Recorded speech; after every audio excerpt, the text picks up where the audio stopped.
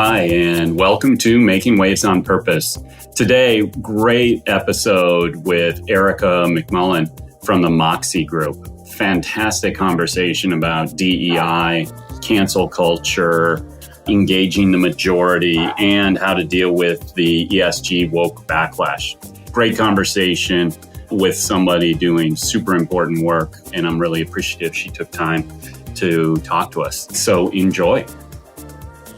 Erika, thanks so much for joining us. Thank you, Jeff. It's great to be here with you. Tell us a little bit about Moxie Group and what you all are up to. Absolutely. So Moxie Consulting Group focuses on helping leaders create diverse, equitable, and inclusive workplaces and cultures, and also helps with creating inclusive leaders. So that's particularly relevant in the modern moment. I'm sure you have more business than you can handle.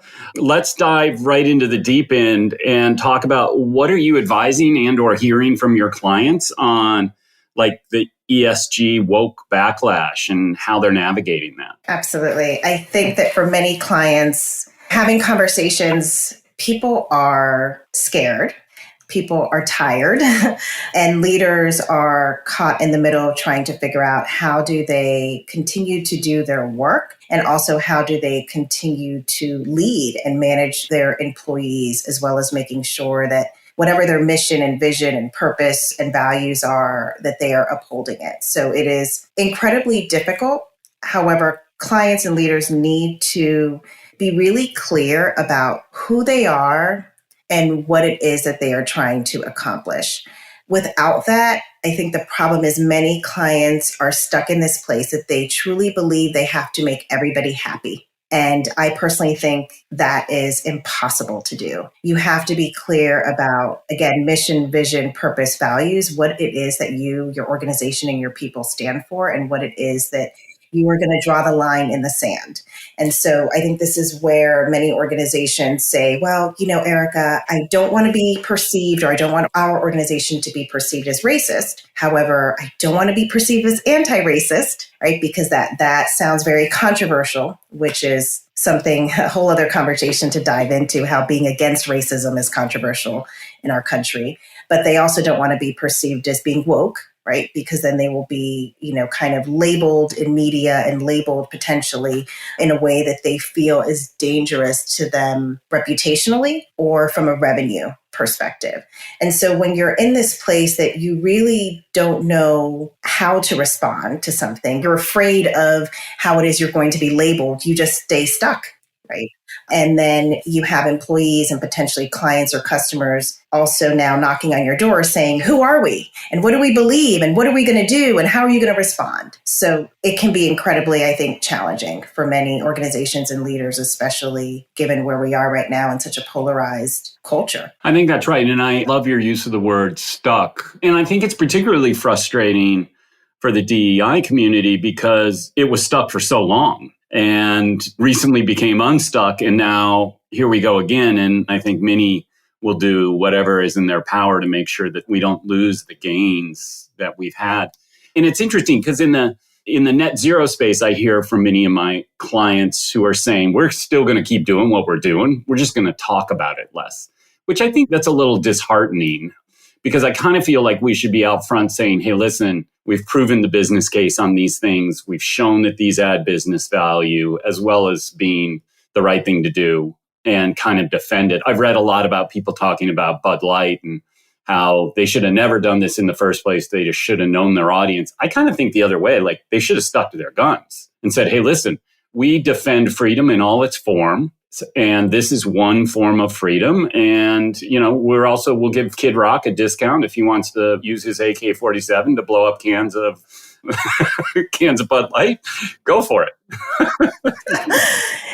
I think you hit on a couple really important points. One is that transformation requires courage, and that not backpedaling piece and saying, no, we know that many different Americans drink our beer and we are okay with that. And you should be okay with it too, right? And I think the other piece is that it's very different to have people who might be passionate about diversity, equity, or inclusion, passionate about increasing their customer bases, but really are not DEI practitioners or strategists. So I think to myself, who was in the room, right? Making those decisions and saying, this is how we're going to respond to this particular issue in social media. And I think that the right people were not in the room. And many leaders don't recognize that it is a skill set, right? There are competencies that go with this work. It's just not about being passionate, which is great. You need that. You need to create champions in your organization. But that doesn't mean that you just tap the person on the shoulder in your organization who is a person of color or who identifies as LGBTQ and say, go do this work or help us, respond. You have to recognize that there is a strategic imperative with this work, and you need to make sure you have the right people in the room leading it and leading your organization. I love that. Talk a little bit about how we do that. How do we get them in the room? How do we engage the majority? I was talking to a Latina friend of mine not too long ago, and I said, how do we engage the majority? And she said, fuck them. They had their chance. Which I love the sentiment, and I think it's hilarious. And I think it's a rational response. Like, hey, I'm pissed off. I've been sent to the back of the bus for a long time, literally and figuratively. I'm not going to take it anymore. And I think that's fair. But I'm not sure how constructive it is in the boardroom or the corporate setting. And I'm curious how we do that better. I think that there's an appropriate time and place for that. I do. I think for some individuals, you just have to do that and say, you know what, I'm moving you to the side. You're a non-issue. You are not worth the time right now to have this discussion or to attempt to change your mind. But I think for the majority of other people, you do need to invest the time and you do need to invest the resources in attempting to really figure out. I think what I've been doing a lot of lately is really figuring out what are the hidden kind of agenda items and what are the competing agenda items and competing priorities that are contributing to the resistance. Because once we are having that conversation, then we're having the true conversation. When we're having conversations about the surface items, about like, oh, we should resource this, or this is important, or here's the business case, that's not really getting to the heart of the matter about why leaders have resistance, why individuals have resistance to this. And it comes down to fear. And it comes down to not understanding. And it comes down to recognizing that people are having resistance to seeing other people who are different than them have what they have. So it's like, ask yourself, why is it that I would be so afraid to see someone who's different than me have what I have? And when I say have what I have, meaning a job, income, living in a resource neighborhood, having my children go to schools where they're thriving, all of those things that we say we value as Americans. Why is there so much resistance to seeing other people have that? And I think that it comes from thinking that then you're not going to have it, right? So it comes, in my opinion, I think it comes down to that fear of saying there's just not enough. There's not enough abundance. There's not enough power. There's not enough for everybody to have. And I heard somebody on social media, and I wish I could think of who this was and give credit back. Maybe when we're done, I can think about it. You can put it in the show notes. But I saw this post that said, it's not about, what was it? She said something to the effect of like, it's about gardening, and so it's about thinking about how do we garden enough in order to be able to feed everybody, right? So it's not necessarily about just going and picking the fruit, but it's going back and saying, okay, what does this soil look like? How many more seeds do we need to put down? How is this regenerative? So that we can continue to think there is enough for everybody. There is abundance for everybody. And I think that the mentality that we have is that if you have, that means I don't have, versus saying we can all have together. And I think that fundamentally there's fear, and fundamentally there's fear for reputational, what do I want to call it? I would say, well, I think to use the term to be canceled reputationally. I think that there's fear that you will be canceled as well. And so people hold on very vigorously to that and defend themselves. And people have a hard time thinking about what potentially could be different, that could be better, versus they think the different means I have something to fear, that I have to give something up, or that I'm going to be canceled in some way. I love how you bring this back to fear. I think, and the person that I asked the question about engaging the majority clearly was responding from anger, frustration. And I think at the core of this, it's important to look at the real human emotions that drive the responses and try to get to the kind of 5 whys of what is driving that response. I love your idea here about zero-sum game thinking. There's a book I'm reading right now called Mindset. It's by Carol Dweck. And it's not a new book, but it's really interesting. And it talks about growth versus fixed mindsets. And that's essentially what I think you're picking up. Like some people think that have a fixed mindset. There's only so much going around, and others think of it as a growth. You mentioned cancel, and I'm really interested in this because this is something I've been wrestling with philosophically and kind of from a change management approach. Like, is this effective? I can't see how we can cancel our way, we can exclude our way into inclusion. I mean, I get that we want to cancel white supremacists, transphobes, like, the people who racists, like, I get that. We don't need them in the conversation. But people who are questioning the use of pronouns and how to use them and when to use them and why to use them, or what I was just having a conversation with Bree Fram, who's a lieutenant colonel in the U.S. Space Force, and fascinating woman, trans. And I talked to her about how do we engage and understand the 47-year-old soccer mom from West Texas who feels like this woke agenda is somehow, she's fearful of it. How do we address that? What do we do? Can you talk a little bit about what you're seeing in terms of cancel culture, when it's effective, when it's not, and what do we do about it? I think cancel culture is not effective, and I will explain why. One is that the individuals that we try to cancel are still here, right? They're still in society. And so I think it's better to have the grace to educate people. Now, some people, there's a pattern of behavior. Now we're talking about something different, right? There's a pattern of behavior in an organization. Perhaps that leader should not be there anymore, period.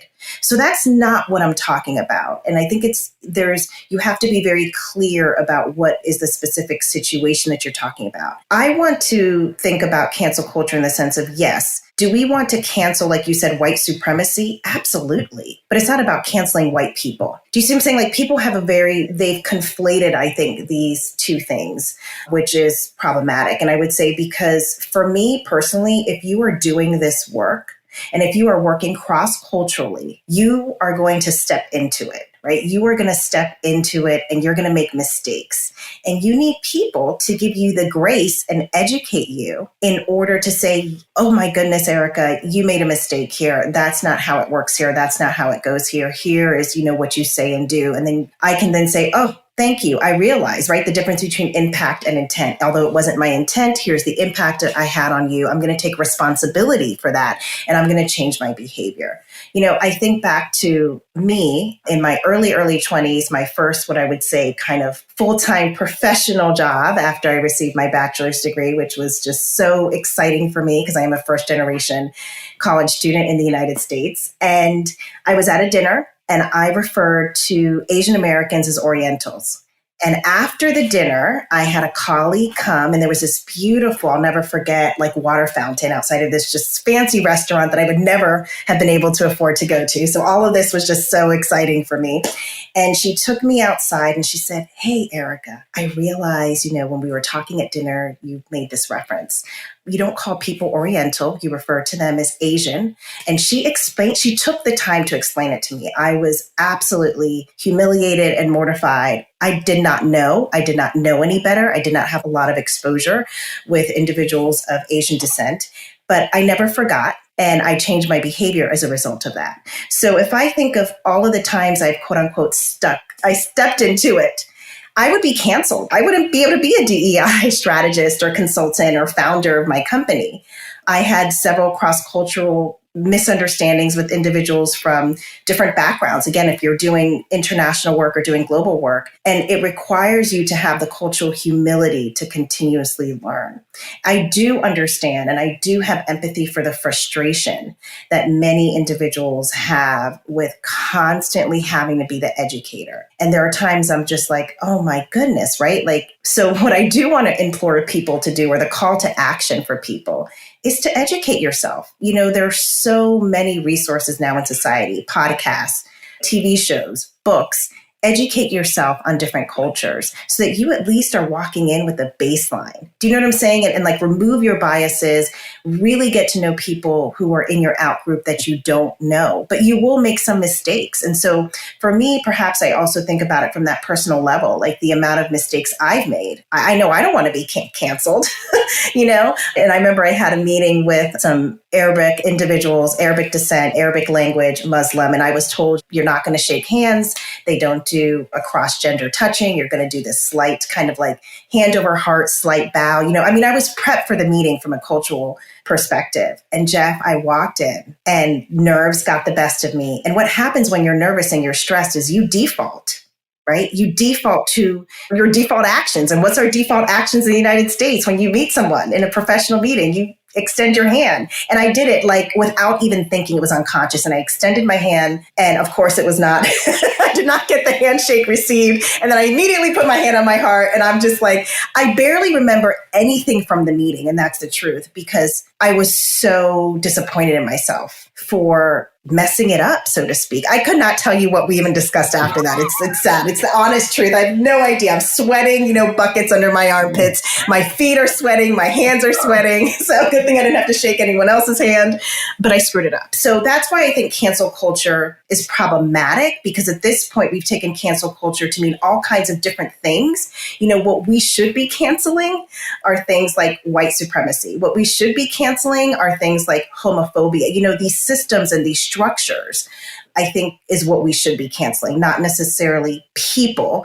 or people who, like you said, don't understand pronouns. And I recently had the same conversation as well. And it's confusing, right? Because you're like, that's not my default. I don't understand. Can you explain that to me again? And those are the moments where I think you need to have grace in order to help people understand what that is, what that means. I love the use of the word grace, because the person who helped you with the framing of Asians had the grace to do it in a non-confrontational, loving, supporting way, rather than, as I always like the saying, they're bettering you, not besting you. Exactly. I love that. And then you also have to realize that every person has their own preferences. So I was at a diversity and inclusion symposium recently here in Richmond, Virginia, and our speaker was talking about the fact that he is perfectly fine saying, I am disabled. Right? He identifies as a quadruple congenital amputee. And he recognizes that other people, though, in the disabled community prefer to say other things, right? They prefer to say, I'm not disabled, I am differently abled, or I am a person with this disability. Or, he was just saying, I'm okay with that. And I'm proud to say that. But I also recognize some people are not. And so canceling is difficult, because if I walk in with one premise and then you tell me, Jeff, I prefer to identify like this, I don't necessarily need to be canceled. I just need to be educated on how you want to be identified as. And I'm happy, right, to identify you and honor you and respect you with the way that you want to honor and respect yourself based on that. So, because I think it requires that flexibility, do you know what I'm saying, as well, for individuals. Yeah. I love this. I had a conversation with Donita Wilson not too long ago, and her saying reminded me of, it's not the golden rule, but it's the enhanced golden rule. So it's not treat others as we would like to be treated ourselves. It's treat others as they would like to be treated. And that forces you to enter a conversation with humility and grace and empathy to understand how they want to be treated, to understand how they want to be referred to understand their lived experience and how they want you to interact with them, which fundamentally is what this is all about at so many levels, understanding and engaging the other, which I think is a lost art in many places in our polarized world right now. So thank you so much for joining us and the great work you're doing. It's fascinating discussion and really super important insights. Thank you so much, Jeff. And I will say, in my world, we call that the platinum rule. So that's another, I haven't heard of it as the enhanced, I think is what you said, but platinum rule is another way to refer to that. And thank you. I think we just need to continue to see our humanity in each other, because I think that is what will save all of us. I couldn't agree more. Thanks so much. Thank you, Jeff.